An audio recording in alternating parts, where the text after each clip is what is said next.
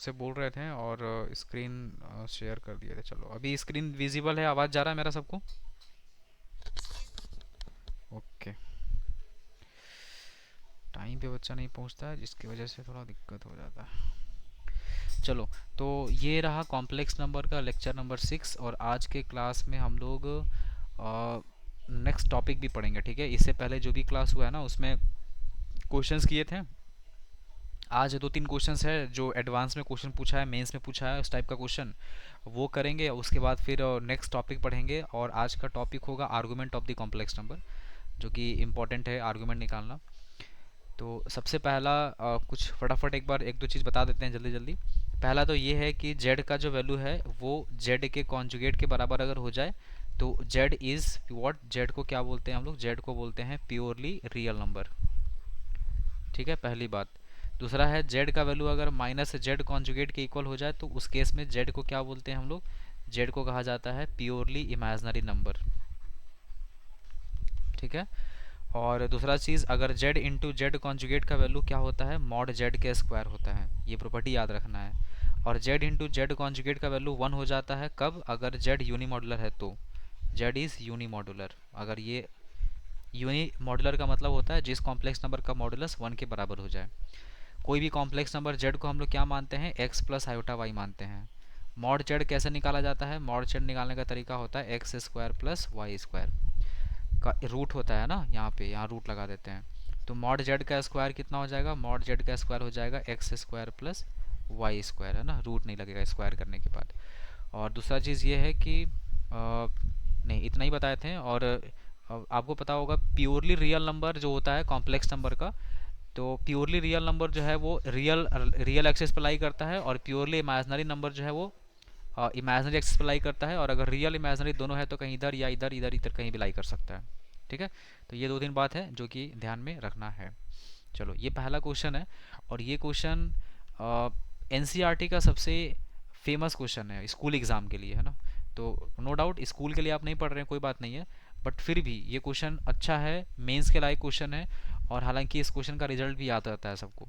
तो एक बार आप लोग भी सोचिए कि इस क्वेश्चन में क्या करना है। सोचने का तरीका समझो कि क्या क्या कर सकते हैं इसमें, है ना? मॉडुलस दिख रहा है यहाँ पे, और अगर दिमाग में कुछ क्लिक कर रहा है तो बताओ।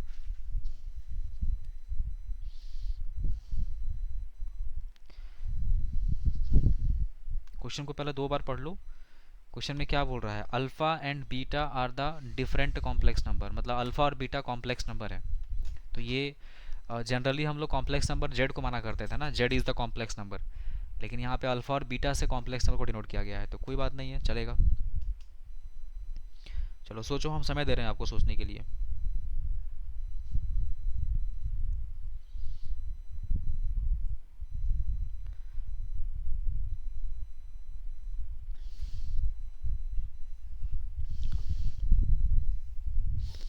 अच्छा, हमको ये एक बात बताओ, mod beta is equal to 1 लिखा है यहाँ पे।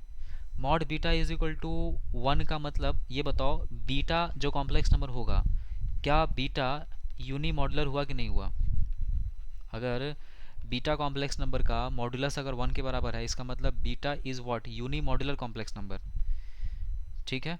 और अगर यूनी मॉडुलर कॉम्प्लेक्स नंबर हो जाए तो आपको पता है कि बीटा इंटू बीटा कॉन्जुगेट को क्या लिखा जाता है? मॉड बीटा के स्क्वायर। और मॉड बीटा को क्या लिखेंगे? 1। तो ये हो गया बीटा इंटू बीटा कॉन्जुगेट का वैल्यू, ठीक है? इसका यूज़ हम लोग कर सकते हैं इस क्वेश्चन में।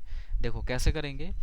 बीटा माइनस अल्फ़ा ऊपर लिखा है, ऊपर रहने दो ऐसे ही, डिवाइडेड बाई ये जो 1 लिखा है, इस 1 को हम लोग क्या लिख सकते हैं? बीटा इंटू बीटा का कॉन्जुगेट लिख सकते हैं, माइनस अल्फ़ा कॉन्जुगेट और बीटा, और यहाँ पूरे में लग गया मॉडुलस का साइन। अब तुम देखो, ऊपर में बीटा माइनस अल्फ़ा लिखा है और नीचे में beta beta conjugate alpha alpha conjugate लिखा है, तो कुछ कॉमन तो दिख रहा है क्या? बीटा कॉमन दिख रहा है, तो बीटा कॉमन हो गया तो बच जाएगा बीटा कॉन्जुगेट माइनस अल्फ़ा का कॉन्जुगेट, और ये हो गया पूरा का मॉडुलस, ठीक है? अब तुम देखो, ये जो मॉडुलस इतना बड़ा खींच रहे हैं हम लोग, ये बीटा माइनस अल्फ़ा का मॉडुलस ऐसा हो जाएगा, है ना? मॉडुलस तो बढ़ जाता है दोनों पे, और ये हो जाएगा मॉडुलस ऑफ बीटा, और यहाँ हो जाएगा beta conjugate minus alpha conjugate का होल मॉडुलस। और आपको थोड़ा बहुत भी अगर प्रॉपर्टी कुछ याद आ रहा होगा तो आपको पता है कि जो अलग अलग ये जो कॉन्जुगेट का साइन लगा है, इस कॉन्जुगेट को हम लोग एक ही कॉन्जुगेट बना सकते हैं अगर चाहें तो, ऐसा। ठीक है, ये प्रॉपर्टी बोलता है। और अगर आपको ये बात पता होगा तो ये भी पता होना चाहिए कि अगर किसी कॉम्प्लेक्स नंबर का मॉडुलस निकालो या फिर कॉम्प्लेक्स नंबर के कॉन्जुगेट का मॉडुलस निकालो, दोनों का रिजल्ट सेम होगा। क्यों सर? तुम सोचो x प्लस आयोटा वाई का मॉडुलस निकालें या फिर x माइनस आयोटा वाई का निकालें, दोनों का मॉडुलस तो सेम ही आएगा, x square plus y square का रूट अंडर। तो किसी भी मॉडुलस का कॉन्जुगेट का निकालो या बिना कॉन्जुगेट का मॉड निकालो, रिजल्ट विल बी सेम। तो आप ये कॉन्जुगेट लगाओ, मतलब ये लाइन अगर आप लिखो या ना लिखो कोई फ़र्क नहीं पड़ता है, क्योंकि यहाँ पे मॉडुलस का साइन लगा हुआ है। और जब ऐसा हो जाएगा तो ये दोनों कैंसिल आउट हो गया, तो बचा क्या, वन बाई मॉड बीटा। और बीटा का वैल्यू, मॉड बीटा का वैल्यू कितना है, वन, तो हो गया वन बाई वन, इसका मतलब आंसर हो जाएगा वन, है ना, रिजल्ट विल बी वन। बोलो समझ आया बात? अंजलि समझ में आया तुमको? अंजलि, हाँ, बीटा माइनस अल्फ़ा का मॉडुलस यहाँ पे जो हटा है ना, इस चीज़ को ध्यान रखना है। ठीक है, ये चीज़ को ध्यान रखना है। ठीक है, चलो आगे बढ़ते हैं। हर्षिता क्लियर है?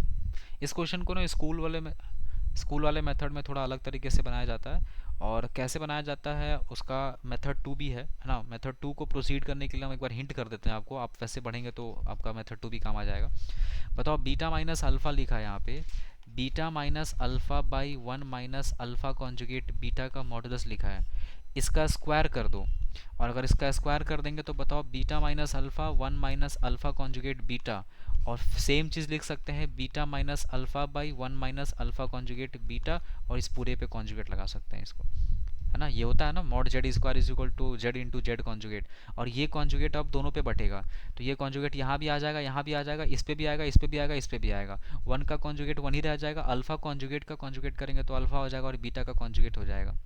ठीक है, फिर हम लोग क्रॉस मल्टीप्लाई कर लेंगे, और इसका जो वैल्यू निकल के आएगा ना, ये बाद में इसका वैल्यू वन आ जाता है। तो रिजल्ट भी स्क्वायर है, तो इधर रूट करेंगे तो वन आ जाएगा। ठीक है, तो कोई दिक्कत नहीं है, आप वैसे भी प्रोसीड कर सकते हैं। अगर आपको ट्राई करना है इस मेथड से तो ये आपका रहेगा एच डब्ल्यू, है ना, you can proceed by this method. चलो नेक्स्ट क्वेश्चन पे आ जाओ। अब इससे रिलेटेड क्वेश्चंस अभी करेंगे हम लोग, है ना, जो भी है। इस क्वेश्चन को देखो, पढ़ो, और अगर आप कॉम्प्लेक्स नंबर कभी पढ़े हों या फिर कभी देखे होंगे तो ऐसा क्वेश्चन जरूर दिखा होगा आप लोगों को।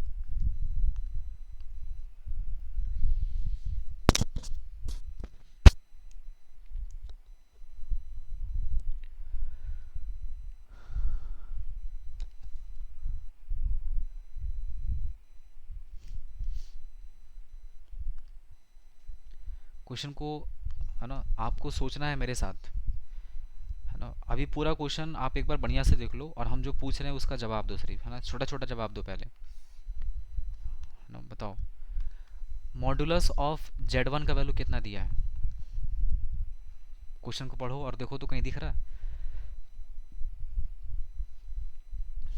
बोलो कोई। हाँ, देखो, modulus of z one, modulus of z two, modulus of z three, और ये पूरा का मॉडुलस, ये सब का वैल्यू वन के बराबर है, मतलब मॉड जेड का वैल्यू वन है। हाँ बोलो।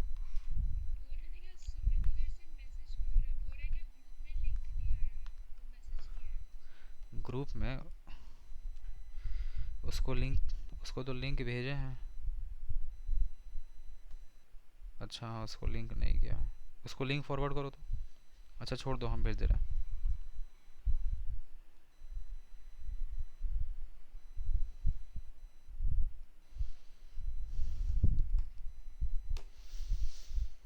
हाँ ठीक है, तो mod Z is equal to कितना हो गया, वन। अच्छा, उसके बाद मॉडुलस ऑफ जेड टू का वैल्यू कितना दिया है, वन, और मॉडुलस ऑफ जेड थ्री का वैल्यू कितना है, वन। बताओ, modulus of z one, modulus of z two, modulus of z three, तीनों का वैल्यू वन वन है, तो z one, z two, z three, कुछ कमेंट करेंगे आप? जेड वन, जेड टू और जेड थ्री कैसा कॉम्प्लेक्स नंबर है ये? आंसर दिया करो। Z one, z two, z three is unimodular, क्योंकि तीनों का मॉडुलस वन के इक्वल है।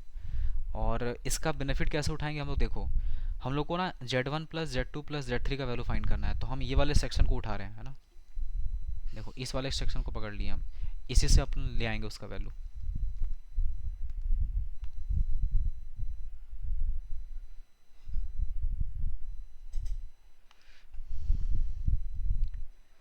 सुमित, सुमित, अगले बार, हाँ अगले बार से ज्वाइन करेगा ना तो ओरिजिनल नेम से, ठीक है। 1/z1 1/z2 और 1/z3 का whole modulus is equal to 1, यहीं से अपन इसका वैल्यू निकाल सकते हैं। देखो कैसे, ये जो 1 लिखा हुआ है, बताओ इस 1 को क्या लिख सकते हैं, मॉड z1 लिख सकते हैं, ठीक है। 1 को लिख सकते हैं मॉड z1, या फिर एक काम कर लेते हैं, है ना, बताना जरा सा। z इंटू जेड कॉन्जुगेट, मतलब z1 इंटू जेड1 का कॉन्जुगेट इज इक्वल टू क्या होगा, मॉड z1 का स्क्वायर होगा, ठीक है। और मॉड z1 का वैल्यू कितना है, 1 है, तो इसका वैल्यू कितना हो गया, 1, मतलब z1 इंटू जेड1 कॉन्जुगेट का वैल्यू कितना हो गया, 1। सिमिलरली z2 इंटू जेड2 कॉन्जुगेट का वैल्यू क्या होगा, मॉड z2 का स्क्वायर हो जाएगा, और इसका वैल्यू भी कितना हो जाएगा, 1। z3 इंटू जेड3 का whole conjugate is equal to कितना हो गया, z3 का स्क्वायर, इसका वैल्यू भी कितना हो जाएगा, 1। ये बात आपको समझ में आ रहा होगा, और अगर ये बात समझ में आया है तो तुम सोचो, ये जो 1 दिख रहा है ना, इस 1 को क्या लिखेंगे, z1 इंटू जेड1 का कॉन्जुगेट, और बाई कितना हो जाएगा, z1, फिर प्लस z2 को क्या लिखेंगे, मतलब ये वाला 1 को क्या लिखेंगे, z2 इंटू जेड2 का कॉन्जुगेट बाई z2, और प्लस यहाँ लिखेंगे z3 इंटू जेड3 का कॉन्जुगेट और बाई z3, ठीक है। इतना लिखना है आपको, और इसको लिखने के बाद इस पूरे पे मॉड लगा हुआ है, तो मॉडुलस यहाँ पे लगा लेंगे, ये हो गया ऐसा और ये हो जाएगा ऐसा।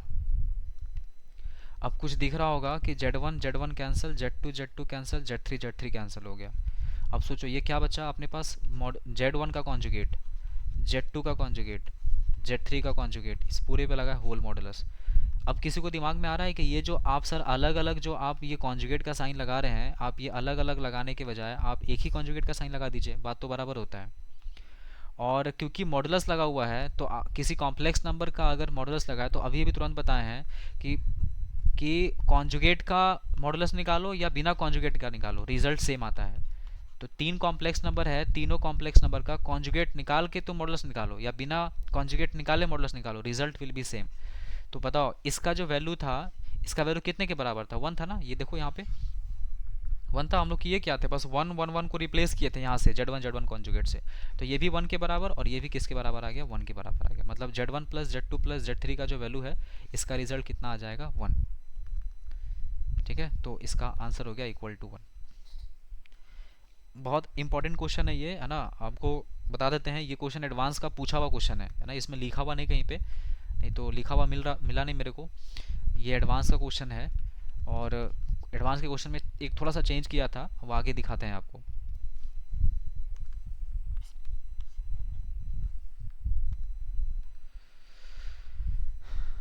ठीक है, समझ में आया सब लोग को क्या करना है, देखो 1 को z1 into Z one conjugate लिखे हैं, 1 को z2 into z two conjugate लिखे हैं, और 1 को z3 into Z three conjugate लिखे हैं। उसके बाद z1 cancel, z2 cancel, z3 cancel हो गया, है ना, ये z1 z2 z3 कैंसिल हो गया, ठीक है। और उसके बाद फिर ये अलग अलग जो सेपरेट कॉन्जुगेट लगा हुआ है इसमें होल कॉन्जुगेट लगा दिए, और उसके बाद फिर कॉन्जुगेट हटा दिए, क्योंकि मॉड लगा था, मॉड नहीं लगा होता तो कॉन्जुगेट नहीं हटा सकते थे। चलो, है ना, नेक्स्ट क्वेश्चन पे आते हैं। इस क्वेश्चन को ट्राई करो अभी अभी।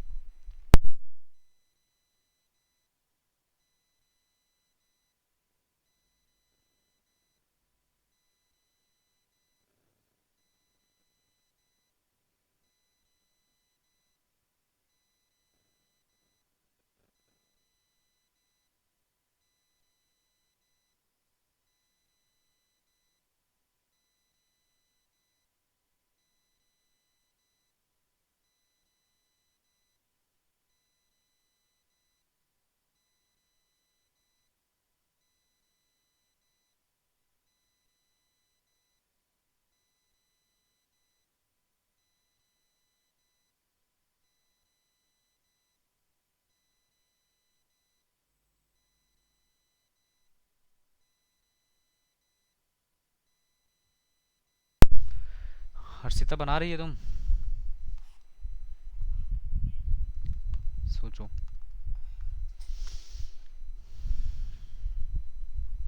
किसी के दिमाग में कुछ क्लिक किया अभी तक, एनीबॉडी? बस इतना सिर्फ हमको सोच के बता दो कि इस 9 का क्या करें, 9 को क्या रिप्लेस करेंगे तो कुछ काम हो सकता है।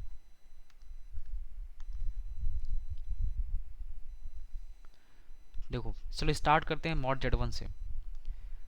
मॉड जेड वन का वैल्यू अगर वन दिया है तो इतना तो पक्का है कि Z one into Z one का कॉन्जुगेट ये वन के इक्वल होगा।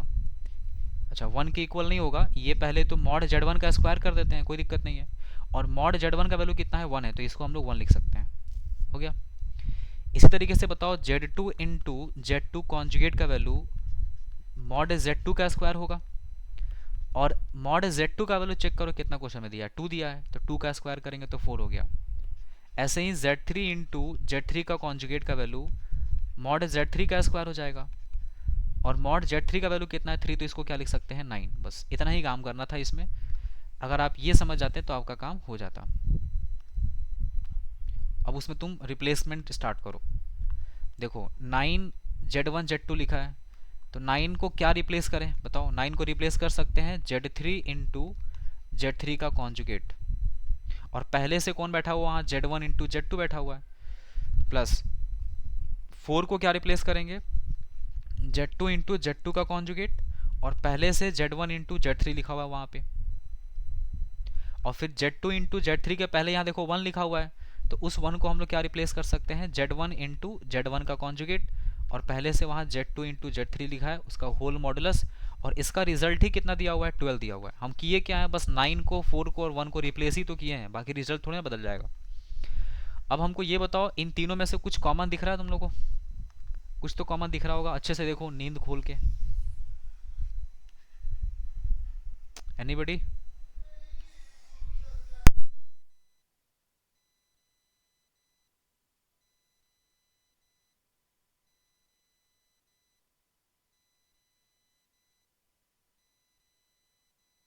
कुछ कॉमन मिला? अरे कुछ भी कॉमन नहीं मिला तुम लोग को, वाह। तीनों में जेड वन जेड टू और जेड थ्री कॉमन दिख रहा है, तो ये हो गया जेड थ्री का कॉन्जुगेट, ये हो जाएगा जेड टू का कॉन्जुगेट, और ये हो जाएगा जेड वन का कॉन्जुगेट। पूरे पे मॉड लगा हुआ है, तो हम इस मॉड को इसे लिख लिया, इज इक्वल टू हो गया 12। ठीक है, अब देखो ये जो मॉडुलस लगा है, इस मॉडुलस को हम सेपरेट कर सकते हैं। तो z one z two z three का होल मॉडुलस अलग कर लिए, और यहाँ हो जाएगा जेड थ्री का कॉन्जुगेट प्लस जेड टू का कॉन्जुगेट और प्लस जेड वन का कॉन्जुगेट। और यहाँ हो गया मॉडुलस इज इक्वल टू कितना हो गया, 12। अब तुम देखो ये जो modulus Z one into z two into Z three लिखा है, क्या हम लोग इसको सेपरेट कर सकते हैं, जेड वन का कॉन्जुगेट, जेड टू का कॉन्जुगेट, और हो गया जेड थ्री का कॉन्जुगेट। और यहाँ लिखा है जेड, अब तुम सोचो यहाँ क्या लिखा है, इसको लिख सकते हैं Z one plus Z two plus Z three, और इस पूरे पे होल कॉन्जुगेट लगा सकते हैं।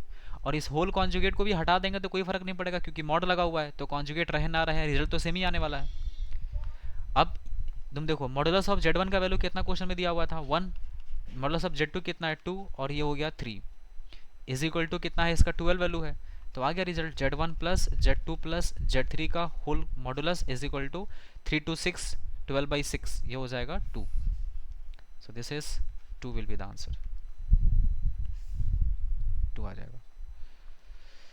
ठीक है, तो अप्रोच समझ में आ गया ऐसे क्वेश्चन का कैसे करना है। अब इसमें कुछ भी चेंज करेगा ना, आप समझ जाएंगे कि हाँ ऐसे क्वेश्चंस में यही काम करना होता है।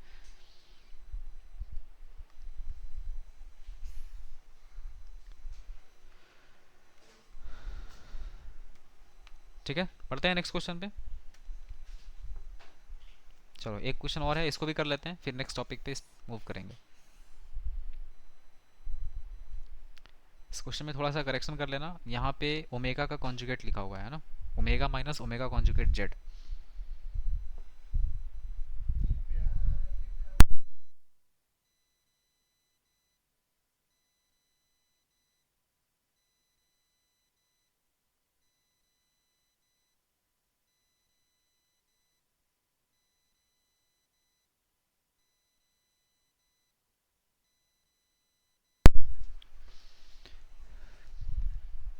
देखो यहाँ क्या लिखा है, पहले तो लिखा ओमेगा जो है ना वो एक कॉम्प्लेक्स नंबर है ना। ओमेगा क्या है, एक कॉम्प्लेक्स नंबर है, और कैसा है, अल्फा प्लस आयोटा बीटा लिखा हुआ है। ठीक है, कोई बात नहीं है। Beta is not equal to zero बोलना चाह रहा है, मतलब ये बीटा का वैल्यू जीरो नहीं है, मतलब ये प्योरली इमेजनरी नहीं हो सकता कभी भी। ठीक है, बीटा का वैल्यू जीरो होने का मतलब, सॉरी, बीटा का वैल्यू अगर जीरो हो जाए तो ये रियल हो जाता है ना, प्योरली रियल। तो बीटा का वैल्यू यहाँ पे जीरो नहीं है, z is not equal to one. ठीक है, अब ये जो वैल्यू दिख रहा है ना, omega minus omega conjugate Z by one minus Z, omega तो समझ में आ गया, ओमेगा का वैल्यू जीरो कभी नहीं होगा, लेकिन यहाँ पे ये जो दिख रहा है कॉम्प्लेक्स नंबर जो इतना कॉम्प्लिकेटेड लिखा है, ये प्योरली रियल है। ठीक है, ये प्योरली क्या है, रियल है। अब बताओ इसको कैसे करेंगे। प्योरली रियल का मतलब क्या बताएं आपको। कोई भी कॉम्प्लेक्स नंबर अगर प्योरली रियल है, what does it mean, Z का वैल्यू माइनस जेड कॉन्जुगेट के बराबर हो जाता है अगर प्योरली रियल हो जाए तो बस यहाँ पे भी वही लॉजिक लगाना। हाँ सॉरी, प्योरली, हाँ प्योरली रियल में z is equal to z conjugate. तो बताओ यहाँ omega minus omega conjugate z और बाई यहाँ हो जाएगा वन माइनस जेड, ये वैल्यू जो होगा ये इसी के कॉन्जुगेट के इक्वल हो जाएगा, मतलब omega minus omega conjugate z और बाई वन माइनस जेड इस पूरे का होल कॉन्जुगेट बन जाएगा ये। ठीक है, अब ये ओमेगा माइनस कितना हो गया, ओमेगा कॉन्जुगेट जेड और by this is one minus z is equal to, ये कॉन्जुगेट बटेगा अलग अलग, तो ओमेगा का कॉन्जुगेट माइनस ये कॉन्जुगेट का कॉन्जुगेट करेंगे तो ओमेगा हो जाएगा और ये बन जाएगा जेड का कॉन्जुगेट, बाई ये हो जाएगा वन का कॉन्जुगेट करेंगे तो वन रहेगा और माइनस जेड का कॉन्जुगेट बन जाएगा ये। तो कॉन्जुगेट का प्रॉपर्टी तो यही होता है ना कि हर जगह बढ़ जाएगा, ये अलग अलग सेपरेट हो जाता है ना। अब क्या करें सर, अब ये करना है कि अब आप इसको क्रॉस मल्टीप्लाई कर लो। ठीक है, तो ये ओमेगा माइनस ओमेगा कॉन्जुगेट का वन माइनस जेड कॉन्जुगेट के साथ मल्टीप्लाई होगा, तो omega minus omega conjugate Z का multiplication one minus Z conjugate के साथ होगा और omega conjugate minus omega Z conjugate का मल्टीप्लीकेशन वन माइनस जेड के साथ होगा। ठीक है, ध्यान रहे निकालना क्या है, set of value of Z निकालना है। ठीक है, नहीं ये चार ऑप्शन दिया हुआ है ना, ऑप्शन ए है मॉड जेड का value one, mod Z is not equal to two, mod Z is equal to one, z is not equal to one, ऐसे करके चार ऑप्शन दिया, देख लेते हैं। चलो अब यहाँ पे अब क्या करें, मल्टीप्लाई करना है। मल्टीप्लाई करना तो आसान है, ओमेगा को वन से मल्टीप्लाई करेंगे ओमेगा हो गया, फिर माइनस ओमेगा जेड का कॉन्जुगेट हो गया, माइनस ओमेगा कॉन्जुगेट जेड हो जाएगा और plus omega conjugate Z into Z का कॉन्जुगेट हो जाएगा, इज इक्वल टू हो गया ओमेगा का conjugate minus omega conjugate Z minus omega into Z का कॉन्जुगेट और plus omega Z into Z का कॉन्जुगेट हो गया ये। अब कुछ कैंसिल हो जाए तो बढ़िया होता, देखो कुछ कैंसिल वैंसिल हो रहा है, देखो ये कैंसिल हो रहा है, minus omega Z conjugate cancel हो गया और ओमेगा कॉन्जुगेट जेड भी कैंसिल हो रहा है। ठीक है, तो ओमेगा और यहाँ ओमेगा बच गया, तो ओमेगा माइनस ओमेगा नॉट हो गया और प्लस यहाँ लिखा है ओमेगा कॉन्जुगेट जेड इंटू, देखो जेड इंटू जेड कॉन्जुगेट को क्या लिख सकते हैं, मॉड जेड का स्क्वायर लिख लो, है ना, इतना क्यों लफड़ा करना है, इसको भी इधर लेके आओ, तो माइनस ओमेगा और यहाँ भी Z into z conjugate mod Z का स्क्वायर हो गया इज इक्वल टू जीरो हो गया।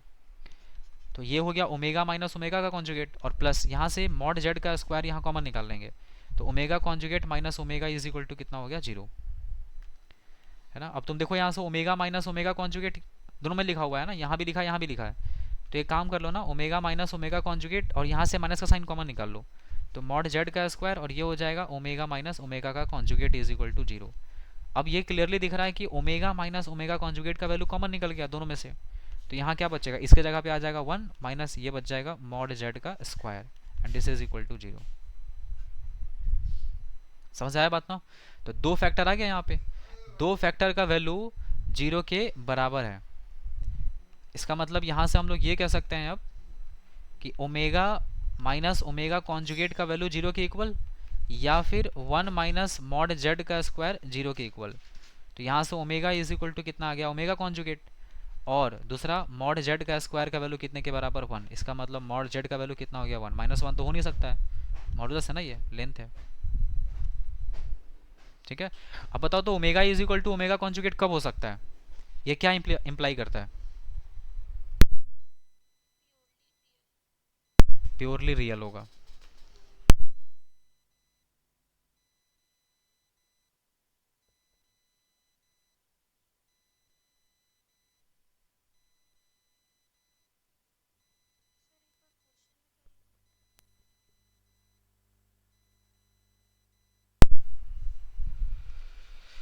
हाँ अभी क्वेश्चन दिखा रहे हैं, देखो क्वेश्चन ये है,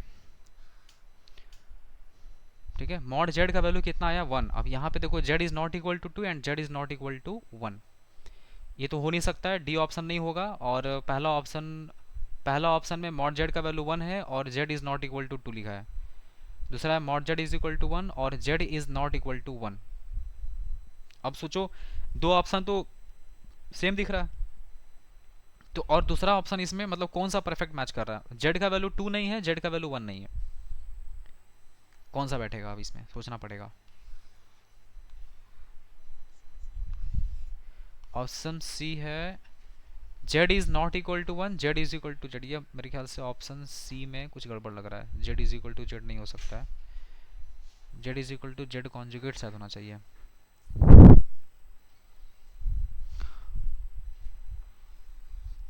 ठीक है, मेरे ख्याल से ऑप्शन में ही कुछ गड़बड़ है, बट ठीक है कोई नहीं। मॉड जेड का वैल्यू 1 आया, और दूसरा ऑप्शन था कि जेड का जो वैल्यू है वो आई थिंक 1 नहीं बोला था ना, जेड का वैल्यू 1 नहीं है। जेड कहाँ पे? ये तो प्लस होगा तो फिर बाद में माइनस हो गया ना, यहाँ से माइनस का साइन कॉमन निकाल लिया सेम करने के लिए, ये इसको और इसको, यहाँ से माइनस का साइन कॉमन निकलेगा तो कितना आएगा? Omega minus omega naught omega conjugate, ये पहले ही बाद में, समझी? ऑप्शन का मेरे ख्याल से ऑप्शन में कुछ गड़बड़ लग रहा है, मॉड जेड का ही वैल्यू निकालना है इसमें, mod Z is equal to 1 z, और यहाँ पे z is not equal to 2। ठीक है,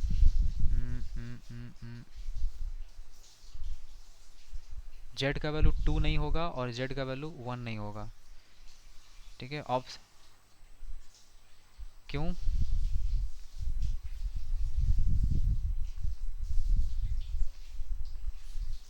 जेड के बारे में क्या बोला है? जेड इज प्योरली रियल बोला है, जेड प्योरली रियल बोला है कहीं पे? अल्फा के बारे में बात किया ना, ओमेगा के बारे में। देखो क्वेश्चन में omega is equal to alpha plus iota beta, और ओमेगा इज इक्वल टू कितना? ओमेगा कॉन्जुगेट के बराबर आया, और omega is equal to omega conjugate का मतलब हो गया ओमेगा जो है वो प्योरली रियल है, और प्योरली रियल अगर है तो सोचो यहाँ पे ना यही गड़बड़ है, यहाँ पे जेड नहीं होना करके यहाँ पे 1 होना चाहिए, जो ओमेगा के बारे में बोलना चाहिए था, इसको रिप्रेजेंट करना चाहिए था।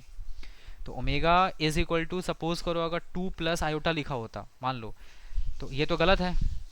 क्यों गलत है ये? क्योंकि ओमेगा कैसा है? प्योरली रियल है ना, तो प्योरली रियल है तो ये नहीं ये, हाँ तो ये तो हो नहीं सकता है। क्या चीज़? Omega is not equal to 0, beta is not equal to 0 ना। हाँ कुछ गड़बड़ लग रहा है मेरे को, ठीक है, अभी क्वेश्चन क्लैरिटी नहीं पता चल रहा है इसमें।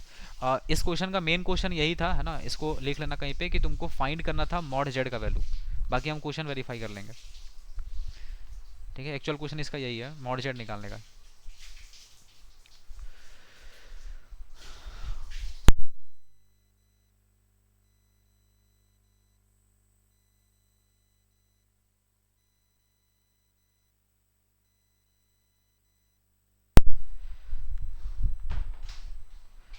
चलो आगे बढ़ते हैं ना, अब नेक्स्ट टॉपिक पे आते हैं। आर्गुमेंट निकालने सीखो, कॉम्प्लेक्स नंबर का आर्गुमेंट निकालना बहुत इंपॉर्टेंट पार्ट है ये। किसी भी कॉम्प्लेक्स नंबर का आर्गुमेंट कैसे निकालते हैं, देखिए ध्यान से। देखो सबसे पहले आर्गुमेंट होता क्या है समझो। जैसे ये अपने पास रियल एक्सिस हो गया, सुमित समझ रहा है तुम?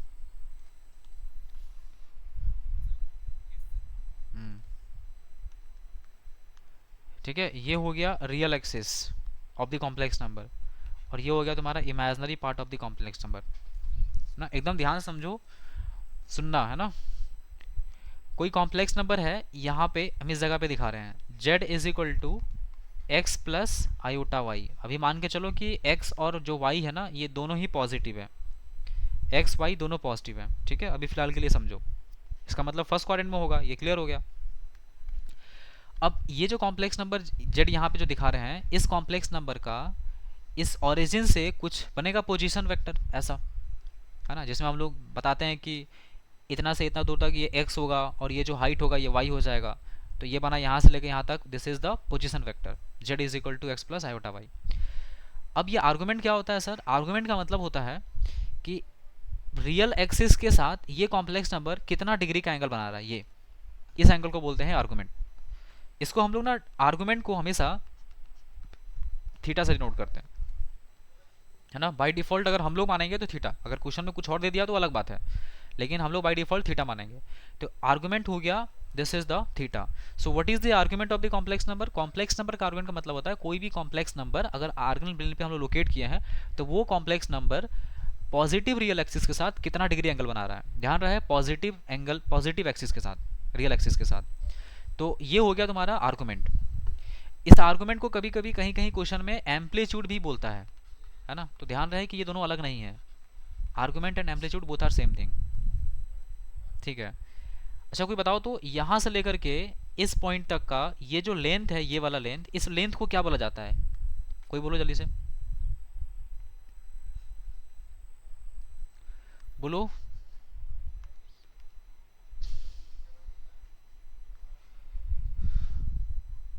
सुवर्णा बताओ। अरे यहां से लेके यहां तक का लेंथ को क्या बोलते हैं हम लोग इसको?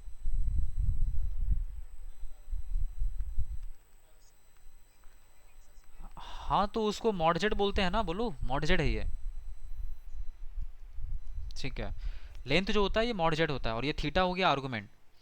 अब देखो ये जो थीटा है ना, हम लोग इसको, ये जो दिख रहा है कॉम्प्लेक्स नंबर, इसको मान लो ऐसे घुमा रहे हैं, सपोज करो, है ना, ये कॉम्प्लेक्स नंबर ऐसे घूमेगा, तो बताओ अभी क्या हो रहा है, आर्गुमेंट बढ़ रहा है इसका, एंगल तो बढ़ते जा रहा है ना। इसको हम लोग ऐसे रोटेट करेंगे तो ये जो आर्गुमेंट है, जो एम्पलीट्यूड है, ये इंक्रीज कर रहा है इसका, ये इंक्रीज करते करते देखो ऐसा हो गया, है ना। अच्छा बताओ पहले, अभी इसका आर्गुमेंट कितना हो गया, चेक करो, अभी इसका आर्गुमेंट कितना हो गया, 90 डिग्री हो गया। अब आर्गुमेंट देखो अभी इसका इंक्रीज करते जाएगा, इस तरीके से आर्गुमेंट इंक्रीज करते जाएगा, ये, ठीक है। ये आर्गुमेंट बढ़ते बढ़ते अगर ऐसा हो जाए इस टाइम पे, देखो ऐसा हो गया, है ना। अब ये अप्रोक्सीमेटली 180 को टच करने वाला है, और ये हो गया तुम्हारा 180 डिग्री, देख लो। तो अभी अगर ये कॉम्प्लेक्स नंबर का आर्गुमेंट 180 डिग्री कब हो सकता है, जब कोई कॉम्प्लेक्स नंबर, जैसे मान लो कि कोई कॉम्प्लेक्स नंबर इस जगह पे लोकेट किए हैं, तो ये कौन सा पॉइंट है, ये पूरा का पूरा रियल एक्सिस है। तो मान लो अगर z is equal to, suppose करो -3 + 0 आयोटा लिखा है, ध्यान से देखना, -3 + 0 आयोटा, तो कोई भी बता सकता है कि z is equal to -3 + 0 iota का मतलब हो गया real part -3, imaginary part 0 iota, तो -3 इसी लाइन पे कहीं आएगा ना, तो ये हो गया तुम्हारा -3, 0। और बताओ ये कॉम्प्लेक्स नंबर कैसा है, प्योरली रियल है कि प्योरली इमेजनरी है, जल्दी बताओ। प्योरली रियल कॉम्प्लेक्स नंबर है, और अगर ये कॉम्प्लेक्स नंबर प्योरली रियल है, फिर नेगेटिव रियल नंबर है, तो इसका आर्गुमेंट कितना हुआ, what is the argument of this complex number, theta is what, this is 180 degree, pi आ रहा है, ठीक है। तो कोई भी नेगेटिव रियल नंबर का आर्गुमेंट जो होता है वो पाई हो जाता है।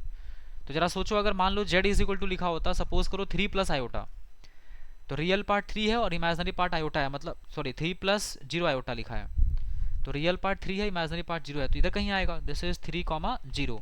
और अगर इसका अगर आर्गुमेंट बोला जाएगा, तो इसका आर्गुमेंट क्या हो जाएगा, यहाँ से लेके यहाँ तक, ये इसका आर्गुमेंट हो गया। बताओ तो इसका आर्गुमेंट कितना होगा, what is the argument of this complex number, that is z is equal to 3 + 0 iota, anybody, 0, so theta is equal to 0 degree हो जाएगा, ठीक है। अब बताओ तो जरा सा, z इज इक्वल टू लिखा है सपोज करो, और 3 आयोटा लिखा है सिर्फ, बस मतलब 0 + 3 आयोटा, तो 0 + 3 आयोटा का बताओ आर्गुमेंट कितना बनेगा, 90। 0 + 3 आयोटा मतलब हो गया रियल पार्ट 0 है, इमेजनरी पार्ट 3 है, तो कहीं इसी एक्सिस पे लाई करेगा ना, पॉजिटिव एक्सिस पे, तो इसका आर्गुमेंट यहाँ से लेके यहाँ तक ये बना, तो यहाँ से यहाँ तक देखो एंगल कितना डिग्री बन रहा है, 90 डिग्री बन रहा है ना। इसी तरीके से अगर z इज इक्वल टू मान लो 0 - 3 आयोटा लिखा होता, तो 0 - 3 आयोटा नीचे चल जाएंगे, तो इधर आ जाएगा। तो अब इस केस में अब अगर आप इसका आर्गुमेंट बोलेंगे, तो अब आप क्या बोलेंगे बताइए, आप बोलेंगे this is the argument sir, but this is not the argument of this complex number. आपको 180 क्रॉस नहीं करना, इस बात का ध्यान रखना है। तो फिर क्या करें सर, आप उल्टा चल जाओ, और उल्टा कितना हो जाएगा, 90 या -90, दिस इज -90 डिग्री, ठीक है। तो सर अब ये बताइए कि आप यहाँ पे कुछ रेस्ट्रिक्शन लगा दिए हैं, देखो रेस्ट्रिक्शन ये है कि जो किसी भी कॉम्प्लेक्स नंबर का जो आर्गुमेंट होता है, ठीक है, देखो किसी भी कॉम्प्लेक्स नंबर का जो आर्गुमेंट होगा वो इसके बीच में रहेगा, है ना, इस इंटरवल के बीच में, थीटा का वैल्यू मिनिमम हो जाएगा 180, ठीक है, और 0 और 180 के बीच में होगा, ठीक है, ध्यान रहे। सो थीटा जो होता है ना, थीटा मतलब what, theta is what, argument, and argument या फिर एम्पलीट्यूड ये हमेशा 0 और 180 के बीच में होता है, ठीक है। नहीं एक सेकेंड, -90 भी तो आया था, सो दिस इज -π to π, ये रेस्ट्रिक्शन है, ध्यान रखना है इसका। थीटा जो थीटा जो होगा वो -π से लेके π तक होता है, और इसी आर्गुमेंट को कहा जाता है principal argument, principal argument, this is called principal argument या फिर प्रिंसिपल एम्पलीट्यूड।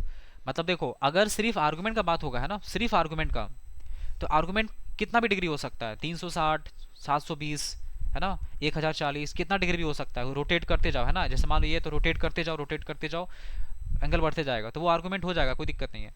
लेकिन अगर बात यहाँ पे प्रिंसिपल आर्गुमेंट का होगा, तो बाय डिफॉल्ट समझ जाना कि इसका वैल्यू माइनस 180 से लेके प्लस 180 के बीच में ही होगा और होना चाहिए। ठीक है, अब देखो इसको हम लोग यहाँ पे बना लेते हैं, समझो। आप आर्गुमेंट का अगर आपको डायग्राम बनाना होगा, दिखाना होगा, तो आप ऐसे दिखाएंगे, ये हो गया आपका रियल एक्सिस और ये हो गया इमेजिनरी एक्सिस। ठीक है, this is real part of z and this is the imaginary part of z. ठीक, और ये हो गया कोई भी complex number z is equal to x plus iota y. यहाँ से यहाँ तक दिखा दिए, और ये जो एंगल बना ये हो गया थीटा। ठीक है, और इसी थीटा को बोला जाता है आर्गुमेंट।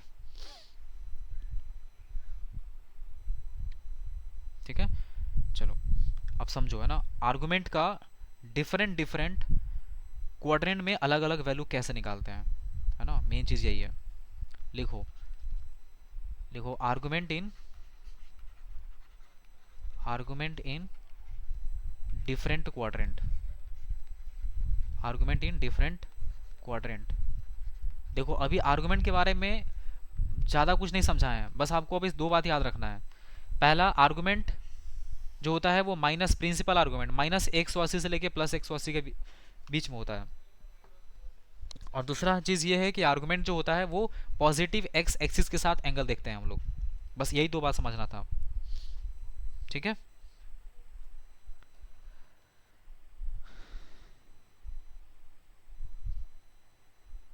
अब देखो पहला है फर्स्ट नंबर, लिखो आर्गुमेंट इन फर्स्ट क्वाड्रेंट, या फिर लिखो सीधा फर्स्ट क्वाड्रेंट, है ना। फर्स्ट क्वाड्रेंट में देखो कैसे लिखना है, ये रियल एक्सिस और ये हो गया इमेजिनरी एक्सिस। ठीक है, ये this is the real part of z and this is the imaginary part of z. ये पॉइंट है and z is equal to x plus iota y लिखा है। यहाँ से लेके यहाँ तक दिखा दिए हैं ये, है ना। और ये क्या हो गया आपका, यहाँ से यहाँ तक थीटा। अब ये थीटा फाइंड करना है, बस थीटा निकल गया, क्योंकि यही एंगल थीटा ही को तो बोलते हैं ना हम लोग आर्गुमेंट। तो कुछ नहीं करना है, यहाँ से लेके यहाँ तक इसको एक ट्रायंगल बना लो और इस एंगल को निकालना है बस, है ना। तो ये एंगल कैसे निकलेगा, आसान है, एक काम कर लो, तुम लिख दो tan थीटा।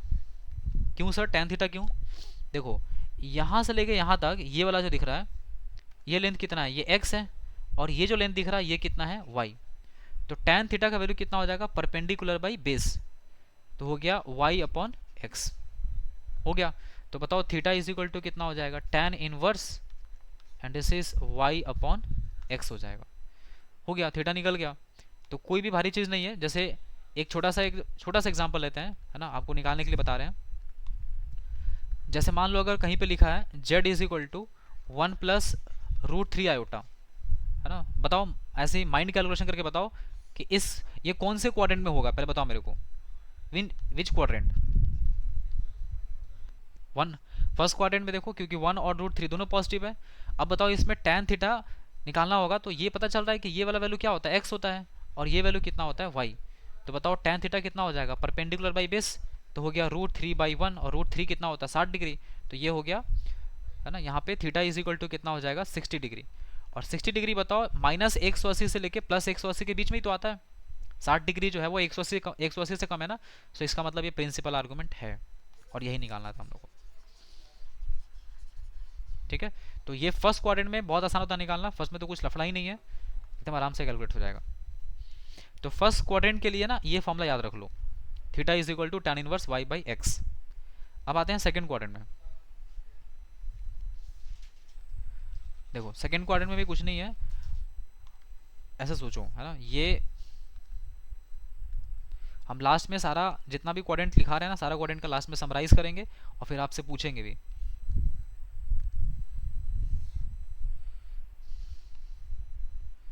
ठीक है, देखो ये हो गया imaginary part of the complex number and this is the real part of the complex number. अब यहाँ पे लिख रहे हैं z is equal to x plus iota y. समझ जाना, x जो है वो लेस देन जीरो है और y जो है वो ग्रेटर देन जीरो है। ठीक है, या फिर एक काम कर लेते हैं, नहीं तो फिर कंफ्यूजन लगेगा तुम लोग को। x को यहाँ लिख देते हैं minus x plus iota y, ये समझो एक्स वाई पॉजिटिव लेके चल रहे हैं, बाकी माइनस लगा दिया तो नेगेटिव हो गया ये। तो अब ये तो समझ में आ गया कि z is equal to minus x plus iota y इधर ही कहाँ आएगा सेकंड क्वाड्रेंट में। अब इसको यहाँ से इंडिकेट करके ऐसा दिखा दो, ऐसा हो गया ये। ठीक है, उस कॉम्प्लेक्स नंबर को हम लोग यहाँ से ऐसे दिखा दिए। ठीक है, अब जरा बताओ, ये वाला एंगल जो है ये थीटा है, और ये जो एंगल दिख रहा है ये अल्फा है। थीटा और अल्फा इन दोनों में से आर्गुमेंट कौन सा वाला होगा? तो बहुत क्लियर दिख रहा है कि सर पॉजिटिव एक्सिस के साथ जो बन रहा है वही तो होता है आर्गुमेंट। तो एक काम कर लेते हैं, तुम खुद बताना। मान लो अगर हम ये वाला एंगल, देखो ये एंगल तो हम डायरेक्ट नहीं पता कर पाएंगे, लेकिन ये वाला एंगल हम पता कर सकते हैं। सपोज करो अगर ये वाला एंगल 30 डिग्री है, तो बताओ ये वाला एंगल कितना हो जाएगा? 150 डिग्री। तो हम बस ये वाला एंगल फाइंड करने का ट्राई करेंगे। और ये एंगल कैसे फाइंड होगा? देखो देखो कैसे फाइंड होगा। यहाँ पे क्या करना है, इसको यहाँ से मिला दो, ये। ठीक है, अब जरा बताओ, ये जो लेंथ दिख रहा है यहाँ से लेके यहाँ तक, ये लेंथ कितना हो जाएगा? Minus x. So this is minus x, और ये जो लेंथ दिख रहा है ये कितना हो गया? वाई। इस वाले एंगल को ना थीटा मत बोलना, इसको तुम कह दो अल्फा, क्योंकि थीटा तो इधर वाला होता है ना आर्गुमेंट। तो तुम अल्फा निकाल लो पहले, है ना। अल्फा कैसे निकलेगा? टेन अल्फा से। और टेन अल्फा कितना होता है? परपेंडिकुलर, मतलब ये वाई, और बेस कितना हो जाएगा? Minus x. तो हो गया वाई अपॉन माइनस एक्स। लेकिन तुम सोचो वाई अपॉन माइनस एक्स करेंगे तो टेन अल्फा का वैल्यू निगेटिव हो गया, और निगेटिव होने का मतलब हो गया कि वो चला गया सेकंड क्वाड्रेंट में, 90 से पार कर गया ना। लेकिन ये एंगल क्या 90 से ज़्यादा है क्या? ये एंगल नहीं है ना, इसलिए आपको क्या करना है, जो भी लिखेंगे आप मॉड लगा दीजिए इसमें, है ना, टेक मॉडुलस, ताकि पॉजिटिव बन जाए। अब यहाँ से तुम्हारा टेन अल्फा का वैल्यू पता चल जाएगा। सो टेन अल्फा का वैल्यू हो जाएगा वाई अपॉन एक्स, मॉड हट जाएगा ये। ठीक है, अब ये जैसे ही टेन अल्फा पता चल जाएगा, तो अब बताओ थीटा इज इक्वल टू कितना हो जाएगा? कोई बताओ जी, थीटा इज इक्वल टू कितना बन जाएगा? पूरा यहाँ से लेके यहाँ तक कितना है? पाई है। तो ये बन जाएगा थीटा इज इक्वल टू पाई और माइनस अल्फा, है ना। ये पूरा पाई है, उसमें से अल्फा माइनस कर दो तो ये वाला एंगल निकल के आ जाएगा। तो बस थीटा इज इक्वल टू बन जाएगा पाई माइनस अल्फा। ठीक है, ये हो गया आपका सेकेंड क्वाड्रेंट का आर्गुमेंट निकालने का तरीका। आपको क्या करना है, अल्फा निकालना है, और अल्फा निकल जाएगा तो पाई में से सब्ट्रैक्ट कर लेना है। एक छोटा सा क्वेश्चन यहाँ पे देखो, बताओ जेड इज इक्वल टू लिखा है -1 प्लस √3 आयोटा। चलो सोचो एक बार, Z is equal to -1 plus √3 iota, कौन सा क्वाड्रेंट है ये? सेकंड क्वाड्रेंट है। तो सेकंड क्वाड्रेंट में पहले टेन अल्फा निकालेंगे। तो बताओ tan alpha is equal to क्या होता है? Perpendicular by base. परपेंडिकुलर कितना है जी? परपेंडिकुलर देखो ये रहा, है ना। और बेस कितना है? बेस ये रहा -1, ये तो होता है एक्स वाला नेगेटिव, ये नीचे। तो हो जाएगा √3 और बाई -1, और आपको पता है नेगेटिव नहीं होना चाहिए, मॉड लगा दो इसमें। तो यहाँ से टेन अल्फा का वैल्यू कितना हो गया? 60 डिग्री। तो अल्फा का वैल्यू कितना हो गया? सॉरी, टेन अल्फा का वैल्यू √3 ना। टेन अल्फा का वैल्यू कितना हो गया? √3। So alpha is equal to हो जाएगा 60 डिग्री। तो बताओ थीटा का वैल्यू कितना हो जाएगा? What is the value of theta? हाँ, alpha is equal to pi minus pi by 3, मतलब हो जाएगा 2π/3। तो बस यही काम करना है ना। इसके हेल्प से आपको सिर्फ अल्फा निकालना है, और अल्फा जैसे निकलेगा, और अगर आपको पता है कि कौन से क्वाड्रेंट में लाई कर रहा है ये, तो पाई माइनस अल्फा कर लेंगे तो मेरे पास ये वैल्यू आ जाएगा। ठीक है, अभी पूरा देख लेना, पूरा आर्गुमेंट पहले निकालने सीख लेना, उसके बाद फिर तुमको समझ में आ जाएगा कि हाँ क्या सीखे हैं आप 1 घंटे के क्लास में अभी। नेक्स्ट अगला देखो। अब अगर मान लो ऐसा लिखा है z is equal to x minus iota y, मतलब एक्स और वाई दोनों निगेटिव हो गया। अब एक्स वाई अगर दोनों निगेटिव हो गया ना, तो इस बार चला गया थर्ड क्वाड्रेंट में। तो देखो ये हो गया रियल एक्सिस, और ये हो जाएगा इमेजिनरी एक्सिस। ठीक है, this is the real part of the complex number and this is the imaginary part of the complex number.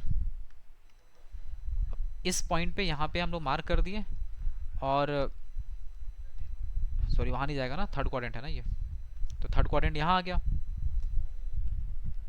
ठीक है, और इसको अपन मार्क करके ले आते हैं ऐसा। ठीक है, ये वाला पॉइंट डन।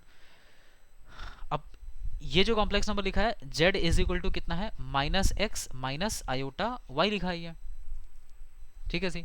अब बताओ जरा सा, क्या ये वाला प्रिंसिपल आर्गुमेंट हो सकता है क्या? Yes no?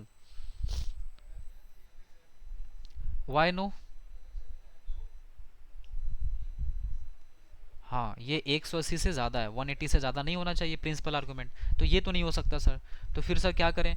वापस उल्टा चल लो, ऐसे चल जाओ, है ना? क्यों? क्योंकि आपको पता है थीटा का जो वैल्यू है मैक्सिमम 180 डिग्री हो सकता है और मिनिमम माइनस 180 डिग्री हो सकता है। मतलब माइनस में हम लोग इधर से इधर रहेंगे और इसके इधर रहेंगे, है ना? ये लेस देन और इक्वल टू, ये दोनों में से कुछ भी हो सकता है। तो ठीक है, तो अब ये वाला एंगल फाइंड करने के लिए क्या करेंगे हम लोग, ये वाला एंगल फाइंड कर लेते हैं, ये छोटा वाला एंगल। और ये छोटा एंगल निकालने के लिए आप इसको बना दो ट्रायंगल फिर से। तो देखो ये ट्रायंगल यहाँ से इसको ऐसे मिला दो तो ट्रायंगल बन गया। ठीक है, अब देखो यहाँ से लेकर यहाँ तक का वैल्यू कितना है, माइनस एक्स, और ये लेंथ कितना है, माइनस वाई। तो ये अल्फा निकाल लेते हैं पहले। तो अल्फा कितना हो जाएगा, tan alpha. Tan alpha is equal to minus y upon minus x और इसका मॉड्यूलस। इसका मतलब कि टेन अल्फा का वैल्यू हो जाएगा वाई अपॉन एक्स का मॉड्यूलस, है ना? नेगेटिव नेगेटिव पॉजिटिव बन गया वैसे भी। तो पहले तो हम लोग यहाँ से टेन अल्फा फाइंड कर लेंगे। अब जैसे टेन अल्फा निकल गया, अब आप निकालना है आपको ये वाला एंगल थीटा। तो जरा बताओ, थीटा इज इक्वल टू कितना हो जाएगा, पूरा पाई है, तो इस पूरे में से कितना माइनस करेंगे, अल्फा माइनस कर देंगे तो पाई माइनस अल्फा हो गया। तो theta is equal to pi minus alpha तो निकल गया। लेकिन तुम सोचो, theta is equal to pi minus alpha होगा, या फिर देखो हम लोग जो अभी इधर थीटा निकाले हैं, ये थीटा, ये जो भी एंगल आया है, क्या ये theta opposite sense of rotation में चल रहा है? अगर ऐसा होता है तो पॉजिटिव लेते हैं एंगल को। अगर ये वाला सेंस में घूमता है, ये वाले सेंस में, तो ये पॉजिटिव होता है। तो जब उल्टा घूमेगा तो क्या हो जाएगा, उल्टा घूमेगा तो इसके बाहर एक माइनस का साइन आ जाएगा। ठीक है, तो यहाँ से theta is equal to minus times pi minus alpha, ये याद रख लेना बस। ठीक है, लास्ट में सबको समराइज करेंगे। अभी देखो तीन बताएं आपको, तीन क्वाड्रेंट। पहला पहला तो फर्स्ट क्वाड्रेंट में थीटा इज इक्वल टू समझो कि सीधा अल्फा हो जाता है, मतलब टेन अल्फा और थीटा निकालो सेम बात ही है। दूसरा बता दिया आपको कि theta is equal to pi minus alpha second quadrant में, और थर्ड क्वाड्रेंट में पाई माइनस अल्फा के पहले बाहर लग जाएगा माइनस का साइन। ठीक है, अब एक लास्ट है फोर्थ क्वाड्रेंट का। फोर्थ देखो, फोर्थ में क्या हो जाएगा, z is equal to x minus iota y बन जाएगा। और जब z is equal to x minus iota y बना तो फिर ये कुछ ऐसा दिखेगा। देखो ये हो गया। ठीक है, यहां से ये, अब देखो ये जो पॉइंट है ये z इज इक्वल टू कितना है, x माइनस आयोटा वाई है, ये वाला पॉइंट। तो इस बार क्या हो रहा है, इस बार आप इसको ऐसे रोटेट कर रहे हैं, फिर से वापस घूम रहे हैं। तो ये क्या है, ये थीटा है, और इसी को तुम अल्फा भी बोल दो, कोई दिक्कत नहीं है। और बाहर लगा दो माइनस का साइन। क्यों? क्योंकि आप अपोजिट घूम रहे हैं ना। आप जनरली ऐसे घूमते हैं, दिस इज एंटी क्लॉकवाइज, और ये जो सेंस है क्लॉकवाइज है। क्लॉकवाइज में एंगल नेगेटिव लिया जाता है, ट्रिग्नोमेट्री में पहले पढ़ाई होता है ये। तो अब क्या करें सर, यहाँ पे इसको मिलाओ और अल्फा निकाल लो। तो देखो ये मिलेगा यहाँ से। तो बताओ टेन अल्फा का वैल्यू कितना हो जाएगा, tan alpha is equal to ये वाला वैल्यू हो गया माइनस वाई, और ये वैल्यू हो जाएगा एक्स। तो this is minus y upon x with modulus का साइन। ठीक है, सो टेन अल्फा को हम लोग क्या लिख सकते हैं, y upon x with modulus. और जैसे ही अल्फा निकल गया तो theta is equal to alpha नहीं माइनस अल्फा। मतलब जो भी आंसर आएगा, मान लो कि तुम्हारा आंसर आया 60 डिग्री, तो थीटा कितना हो जाएगा, माइनस 60 डिग्री। ठीक है, ये कहानी है। इसमें चारों क्वाड्रेंट में आर्गुमेंट हम लोग इस तरीके से फाइंड कर लेते हैं। अब देखो यहाँ पे हम चारों का यहाँ पे लिख रहे हैं, बताना, मिलाओ एक बार। देखो ये हो गया, ठीक है, इस तरीके से, और ये,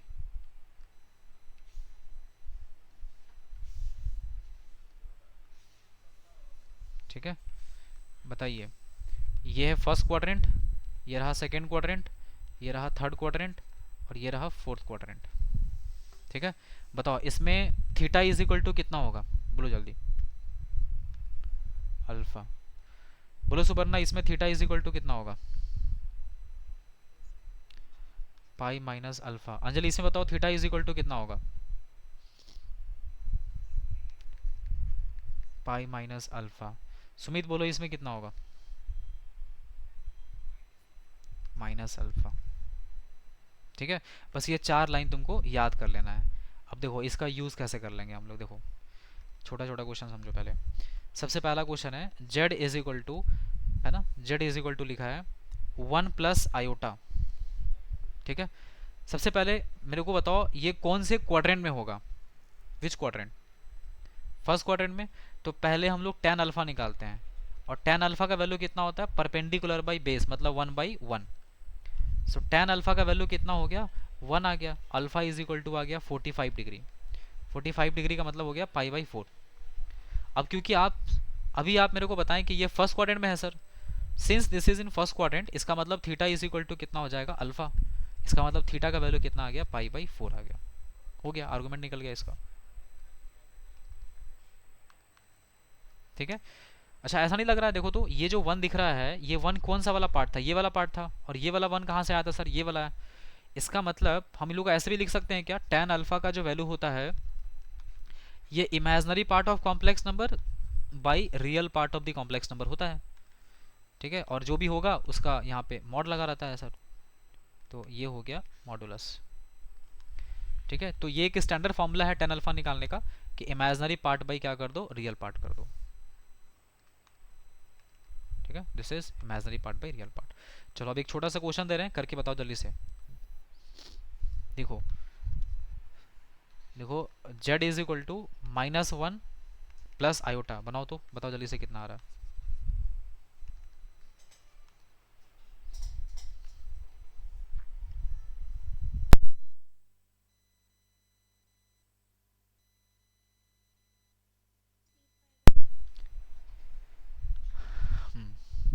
सबसे पहले tan अल्फा निकालते हैं, तो tan अल्फा इमेजनरी पार्ट 1 और नीचे हो जाएगा रियल पार्ट -1, मतलब कि tan अल्फा का वैल्यू कितना आ गया, π/4 आ गया। ठीक है, सॉरी tan अल्फा का वैल्यू 1 हो गया, तो यहाँ से अल्फा का वैल्यू कितना आ गया, π/4 आ गया। अब क्योंकि क्वाड्रेंट कौन सा है, ये सेकेंड क्वाड्रेंट है, सेकेंड क्वाड्रेंट में थीटा इज इक्वल टू होता है minus times, sorry second quadrant में थीटा इज इक्वल टू कितना हो जाएगा, π - अल्फा। So theta is equal to हो गया π - π/4। सो दिस इज 3π/4, ये हो गया आर्गुमेंट। ठीक है हरिओम, समझ में आ रहा है बात। हुँ? तो बताओ z इज इक्वल टू कितना हो जाएगा, z is equal to -1 + √3i है। निकालिए इसका आर्गुमेंट।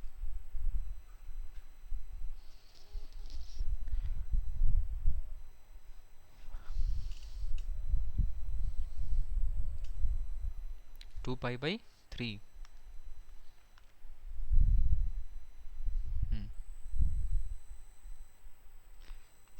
पाथ निकाल रहा है तुम, tan अल्फा का वैल्यू कितना हो गया, √3/-1 मॉडुलस। सो tan अल्फा का वैल्यू कितना हो गया, √3, तो अल्फा इज इक्वल टू हो गया π/3, 60 degree. So theta is equal to, क्योंकि सेकेंड क्वाड्रेंट है, तो ये हो जाएगा π - अल्फा, मतलब π - π/3। So this is what, 2π/3।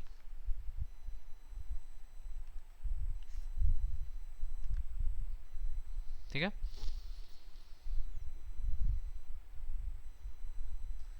चलो एक और बना के दिखाओ, लिखो z is equal to 1/2 minus √3/2i। बनाइए।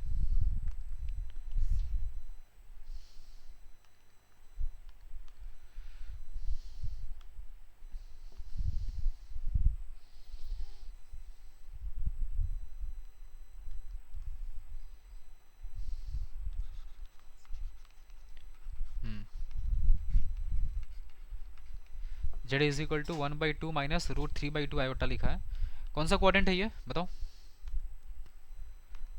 है ना, ये हो गया तुम्हारा fourth quadrant, x positive y negative, है ना। तो सबसे पहले tan अल्फा निकालेंगे, तो tan अल्फा का वैल्यू कितना हो जाएगा, -√3/2/1/2, 2 कैंसिल हो गया। तो tan अल्फा का वैल्यू कितना हो जाएगा, √3, है ना, मॉड लगा दिए, तो इसका मतलब अल्फा का वैल्यू हो जाएगा π/3। तो theta is equal to, fourth quadrant में theta is equal to minus alpha होता है, तो ये बन जाएगा -π/3।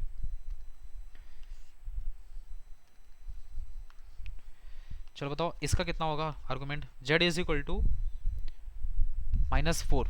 बताइए क्या होगा इसका आर्गुमेंट, डू फास्ट। 0। ठीक से सोचो। Argument of -4 is 180 degree.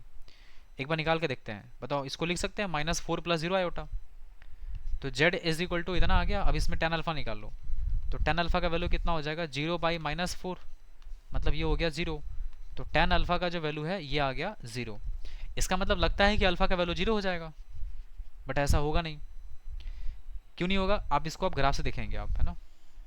तो ग्राफ से देखना कोई बहुत बड़ी बात नहीं है, इसमें आपको समझ में आ रहा होगा कि -4 + 0 आयोटा का इधर ही होगा ना, यहाँ पे दिस इज -4, 0। तो उसके अकॉर्डिंग देखा जाए तो बताओ, अगर यहाँ से हम लोग ऐसे चलेंगे तो एंगल तो ऐसे मेजर होगा ना ये। तो ये हो गया 180 डिग्री, इसलिए इसका आर्गुमेंट हो जाएगा 180 डिग्री, है ना। तो 0 tan अल्फा का वैल्यू 0 सिर्फ 0 पे थोड़ी ना आता है, alpha is equal to 180 degree पे हो जाएगा, मतलब alpha is equal to pi. बात समझ रहा है तुम? बताओ इसको कैसे लिखेंगे, बताओ what is the argument of 2, बताइए 2 का आर्गुमेंट क्या होगा।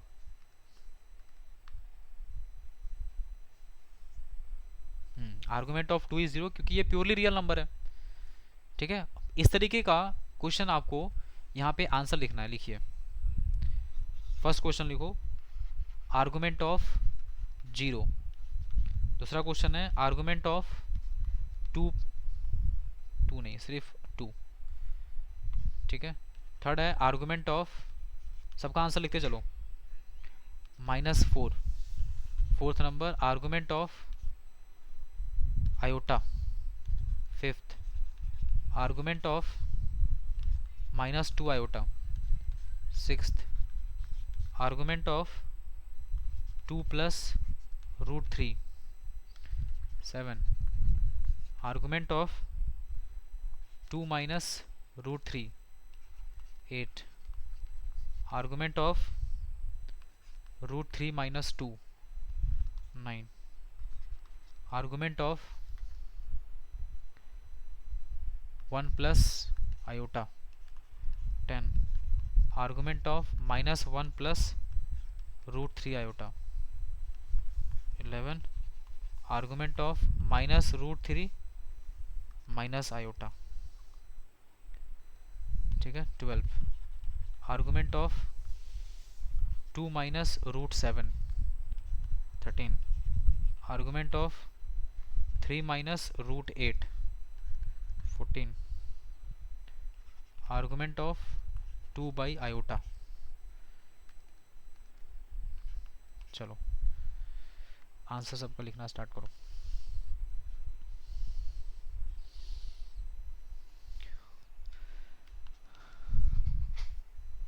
बताओ what is the argument of 0, 0 का आर्गुमेंट बताओ। एनीबॉडी? 0 का मतलब क्या हुआ, समझ में आ रहा है? बताओ तो ये 0 होगा कहाँ पे, आर्गन प्लेन पे कहाँ पे होगा 0?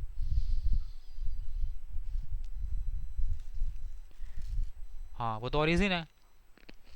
अगर ओरिजिन है तो उसका क्या हम लोग डिफाइन करेंगे, नहीं डिफाइन कर पाएंगे।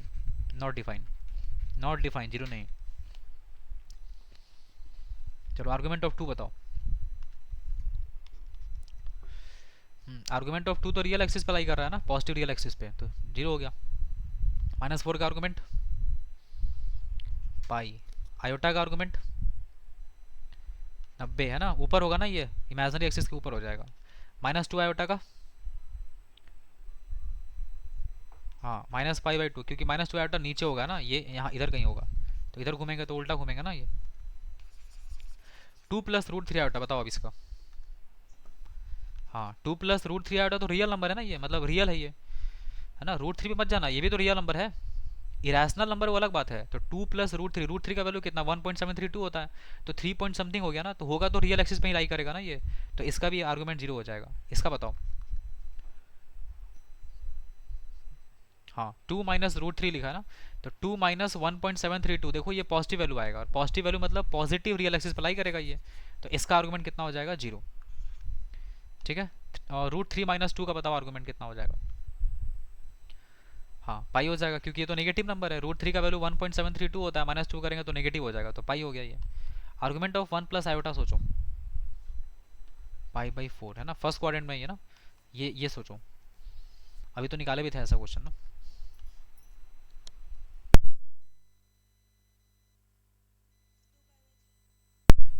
2 पाई/3। ठीक है, इसका सोचो, -√3 माइनस आयोटा, ये थर्ड क्वाड्रेंट में है ना, तो minus times pi minus alpha हो जाएगा। तो कितना हो जाएगा ये, 1/√3 है ना, 30 डिग्री होता है ये। देखो ये 1/√3 का मतलब हो गया π/6 है ना, तो पाई माइनस अल्फा करेंगे तो ये आ जाएगा 5π/6, और बाहर लग जाएगा माइनस का साइन, क्योंकि ये थर्ड क्वाड्रेंट में, थर्ड में नेगेटिव भी तो आता है बाहर में, तो ये हो गया -5π/6। ठीक है, चलो ये सोचो नेक्स्ट वाला, 2 - √7 क्या होगा, हाँ ये पाई हो जाएगा। 3 - √8, √8, हाँ √8 का वैल्यू कितना होता होगा, हाँ 3 से कम ही होता है, तो 0 हो जाएगा ये। अब इसका सोचो, 2/i लिखा है, तो 2/i तो होता ही नहीं है सर, इसको ऐसे कर लेते हैं ना, आर्गुमेंट ऑफ 2i और बाई नीचे आयोटा, आयोटा स्क्वायर -1 हो जाएगा, तो ये -2i बन गया ना, ये रेशनलाइज कर लिए, तो -π/2 हो जाएगा ये। ठीक है, ये है आर्गुमेंट निकालने का तरीका। मेरे ख्याल से बात समझ में आ गया होगा। अगर आपको ये छोटा सा बात समझ में आया है तो एक काम कर लो, है ना, एक पॉइंट लिखो,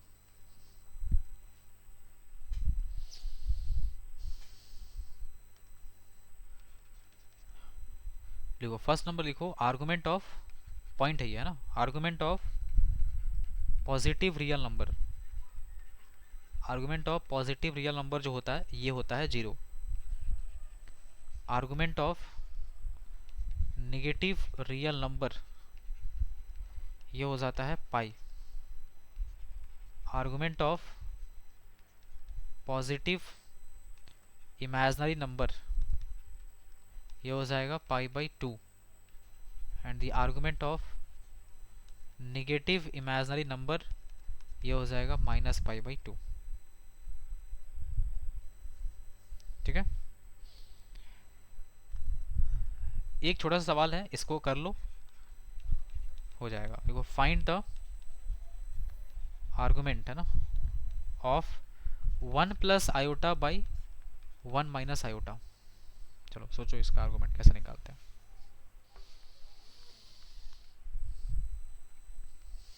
1 + i/1 - i का आर्गुमेंट कैसे निकलेगा, पहले इसको सिंप्लीफाई कर लो। याद है ये 1 + i/1 - i, किसी को याद है इसका वैल्यू कितना होता है, बताया था ना,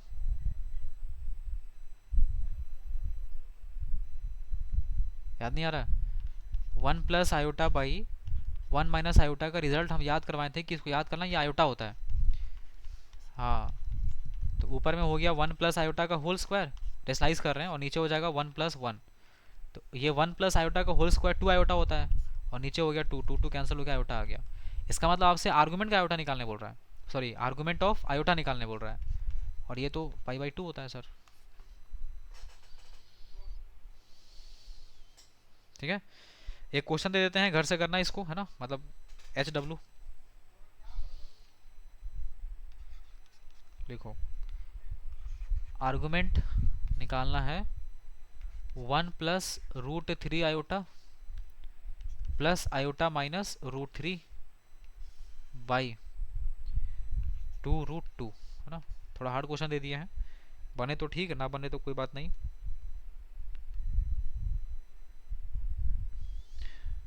ठीक है, इतना करके रखो, अगले क्लास में आर्गुमेंट का प्रॉपर्टीज बताएंगे और आर्गुमेंट पे क्वेश्चंस कराएंगे, बढ़िया बढ़िया। ठीक है, तो आज के क्लास में इतना काफ़ी है, नेक्स्ट क्लास में फिर मिलेंगे हम लोग। और